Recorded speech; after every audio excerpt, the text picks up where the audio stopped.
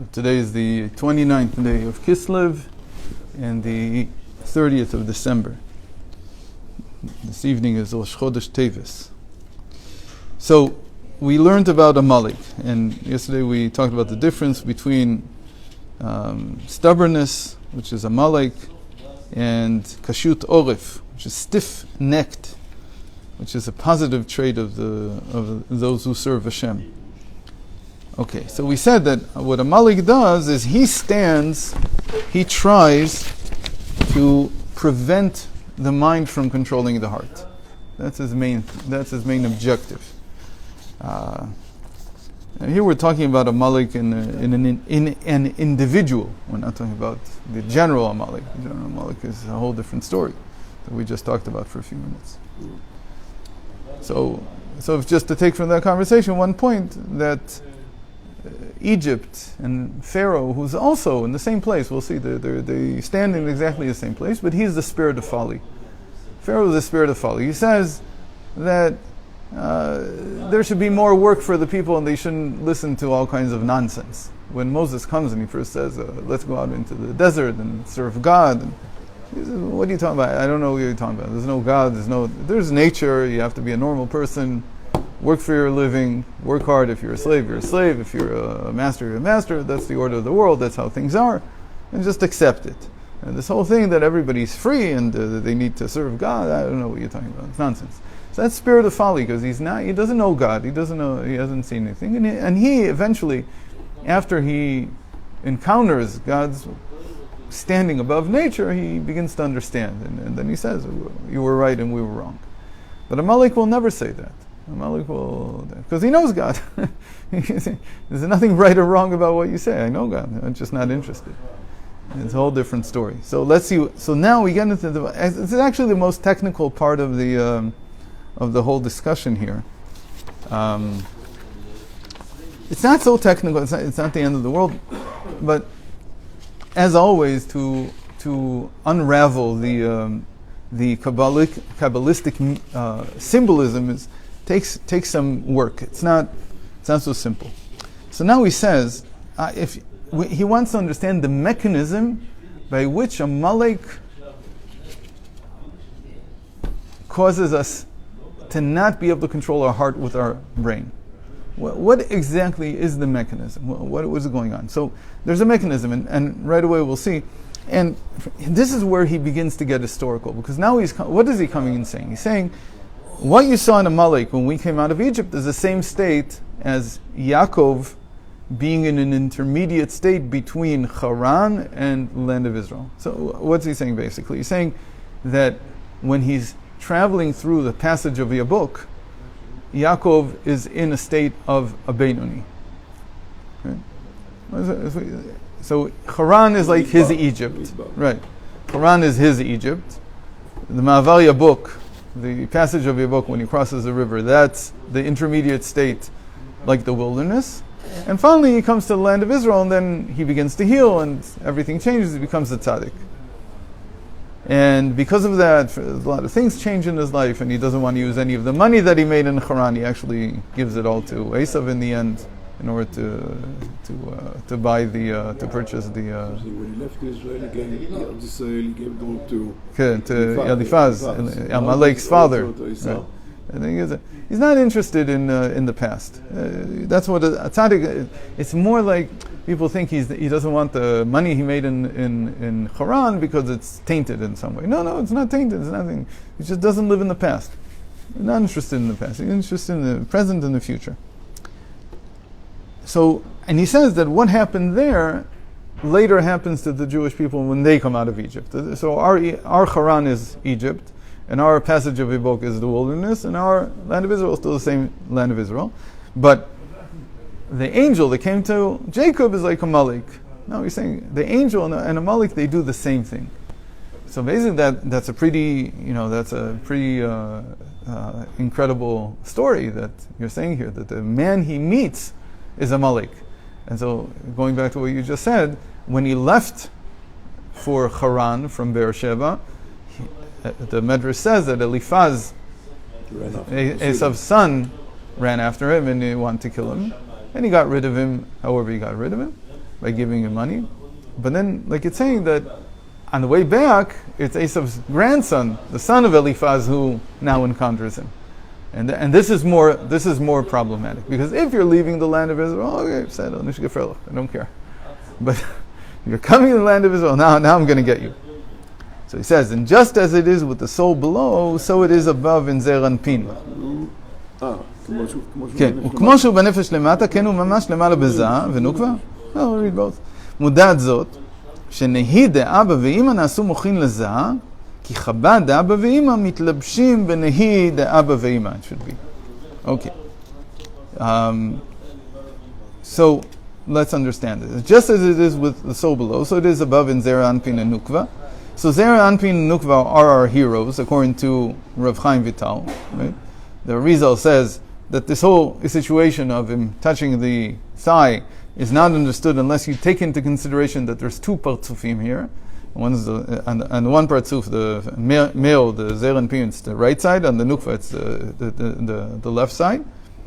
And how does this work? So it is well known that the Netzach Hod Yesod, the Nahi of Abba and Ima, become the Moichin, the intellect of Zer Anpin.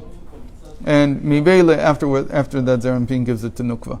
For the Chochma, Bina, and Da'at of Abba and Ima are clothed within their Netzach Hod and Yesod. Okay. It's interesting. I didn't write there.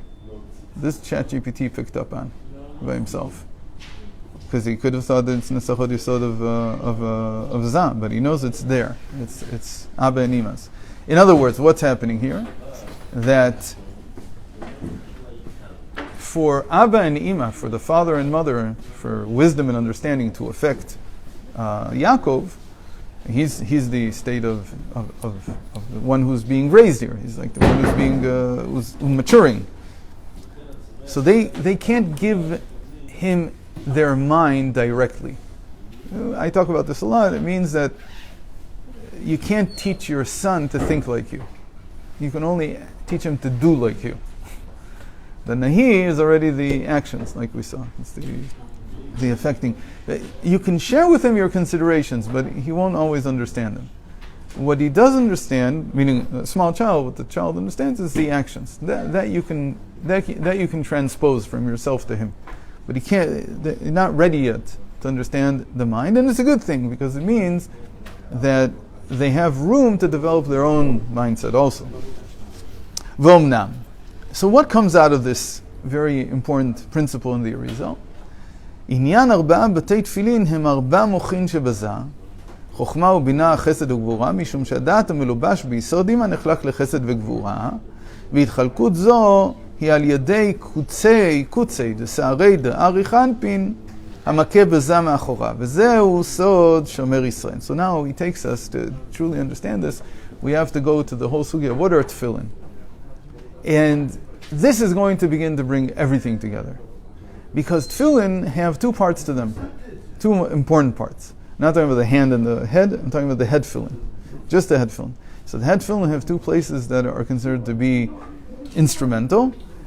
Everybody knows the front part because it's sticking out so much, right? And that's really the moichin, that's really the brain, as it were. But it has to be connected with a knot behind. And in fact, the only knot is, in a certain sense, even more holy than the box. Right, and that is when where does this knot come from? This tie that we do in the back with the straps, and the tie is actually on the orif. It's on the back side of the neck. And this is someone you wanted me to lay at filling. Right. to have an example, a living example. So basically, what happens here creates this. So it's working from behind to the front. If you don't have the knot here, you can't have the brain there. What's the knot? The knot, we say, is what Moses saw when God revealed the 13 principles of compassion. When Hashem revealed the 13 principles of compassion, and right after the sin of the golden calf, we see those as the most important part of Hashem's revelation to Moshe, beyond the Torah itself. Here he's revealing himself. He's not just telling us. The fact that he told us his will, that's the Torah. The fact that he's revealing something of his motivations behind that, the 13 principles of compassion, that's considered to be even higher. And these are called the 13, call it the 13 revelations, let's say, in the beard of the Dikna de Arichanpin, of the Mochastima, of Hashem's concealed mind. Now, there's all kinds of levels of revelation there, but all the revelations there in Arichanpin, in this, usually we translate Arichanpin as will in Chassidus. So in the motivation for Hashem's will, the way it reveals itself is through all kinds of hairs. So there's the hairs that we know, the 13 principles of compassion, which is what Hashem says, Hashem, Kelahu Mechanun, and so on. But we said that Moses also saw, God told Moses, you'll see my backside, you won't see my front side. And in the backside, what did he see? He saw the knot of the tefillin. So this knot of the tefillin becomes a very important thing. What's going on here? What's it doing? So the understanding is, if you look at a person especially after a haircut, but not just after a haircut, what do you see? What do you see? You see that there are short hairs on the what do you call it? How do you say orif? Back of the neck, the nape of the neck, right? So you see that there are short hairs here. So he says these short hairs, they are going to be our subject now. What do these short hairs do? What are they for? And again, this is symbolic. So we have to unravel the symbolism here. We have to unravel the symbolism. So that's what we'll start doing tomorrow. So you can teach us in a second. I'm sure here they go over it like in 2 sentences. We can get into it because it's very interesting what this thing is. I must add something to science. This is very, very interesting. I work in decision theory. I work in decision theory. The latest real jump was a jump called Damasio. Damasio showed, he's a neurologist, brain science. He actually showed that decisions, it's a very interesting thing. The book is called Descartes' Era. Decisions, people thought, like Uman and so on, it's rational, not rational. What did he say? He says, there's the prefrontal cortex. That's rational. That's rational. But there's the element behind here, which is connected down to here, to the amygdala and so on. That's where decisions really take place. It comes from here. In the back. And if that is cut, that's how he started with someone who was sick and so on. He can be brilliant in every sense. And completely irrational. In terms of logic, in terms of awareness, in terms of memory. Right. He can't make decisions, or at least he can't make good decisions. Right. If the connection between here and here, and I thought it was years ago that this is tefillin. That's tefillin, yeah. Connection between here and beautiful. Really works here. The Master, Anatomy the Master, in the 80s.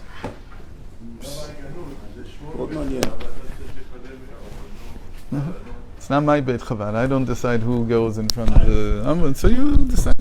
Very good.